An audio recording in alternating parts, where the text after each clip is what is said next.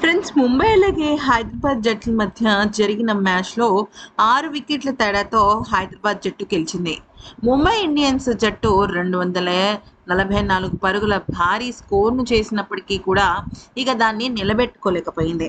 ఈ టోర్నమెంట్ స్టార్టింగ్‌లో చాలా జట్లు ఎదుర్కొన్న ఒక పెద్ద సమస్య ఏంటంటే బౌలింగ్ సరిగ్గా లేకపోవటం.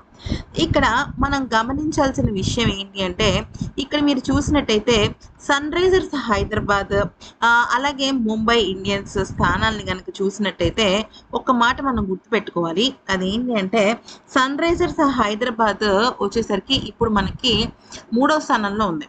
రాజస్థాన్ అలాగే పంజాబ్ జట్ల మధ్య జరిగిన మ్యాచ్‌లో రాజస్థాన్ జట్టు గెలవడంతో నిన్న మ్యాచ్ తర్వాత అంటే ఈరోజు మ్యాచ్‌కి ముందు రాజస్థాన్ జట్టు థర్డ్ పొజిషన్‌లో ఉంటే సన్‌రైజర్స్ హైదరాబాద్ ఫోర్త్ పొజిషన్‌లో. ముంబై ఇండియన్స్ ఇంకా నైన్త్ పొజిషన్‌లో అలా ఫిక్స్ అయిపోయిందనమాట. ఎందుకనంటే 8 మ్యాచ్‌లు ఆడింది. 6 ఓడిపోయింది. 2 గెలిచిందనమాట. మరి ఇప్పుడు ఈ పాయింట్ల పట్టికలో ఎవరు ఇంకా నిలుస్తారు ప్లే ఆఫ్‌కి అంటే, మనం ప్లే ఆఫ్ నిన్నటి వీడియోలో చెప్పుకున్నట్టుగా ప్లే ఆఫ్‌కి సంబంధించి అన్ని జట్లకి కూడా ఎంతో కొంత అవకాశం ఉంది. కానీ ఇప్పుడు ముంబై జట్టుకు ఉన్న అవకాశాల గురించి మాట్లాడుకున్నట్టయితే 14 మ్యాచ్‌లు ఆడాలి కదా ఒక్కొక్క జట్టు కూడా. సో 14 మ్యాచ్‌లు ఆడే క్రమంలో ఇంకా 6 మ్యాచ్‌లు మిగిలి ఉన్నాయి. ఎవరికి? ముంబై ఇండియన్స్‌కి. కానీ ఇక్కడ టేబుల్ టాప్స్‌గా ఉన్న అంటే ఆల్మోస్ట్ టాప్ 4లో ఉన్న హైదరాబాద్ అలాగే రాజస్థాన్ జట్లు 9 మ్యాచ్‌లు ఆడేసాయి.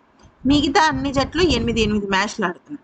సో 3, 4 పొజిషన్స్ విషయంలో మిగతా జట్లు గనక బాగా రాణిస్తే వాళ్ళకి కూడా వెళ్ళే అవకాశం ఉంటుంది. ఓకే. ఇప్పుడు ముంబై జట్టు 6 మ్యాచ్‌ల్లో అంటే రాబోయే 6 మ్యాచ్‌ల్లో కనుక 5 మ్యాచ్‌లు భారీ తేడాతో గెలిస్తే, లేదంటే ఒక మోస్తారు ఏదో అబ్బా! ముక్కి మూలికి గెలవటం అన్నట్టుగా కాకుండా ఒక డీసెంట్ స్కోర్ తేడాతో అంటే 20 పరుగులు, 30 పరుగుల తేడాతో 5 మ్యాచ్‌లు గెలిచిందనుకోండి. ఇప్పుడున్న నెట్ రన్ రేట్‌ని కనుక క్యాలిక్యులేట్ చేస్తే ముంబై ఇండియన్స్ జట్టు టాప్ 4 పొజిషన్‌కి వెళ్ళే అవకాశం ఉంటుంది. లేదు 6కి 6 మ్యాచ్‌లు మంచి తేడాతో గెలిచింది అన్నా కూడా ముంబై ఇండియన్స్ జట్టు ఆల్మోస్ట్ ప్లే ఆఫ్‌కి వెళ్ళిపోయినట్టే.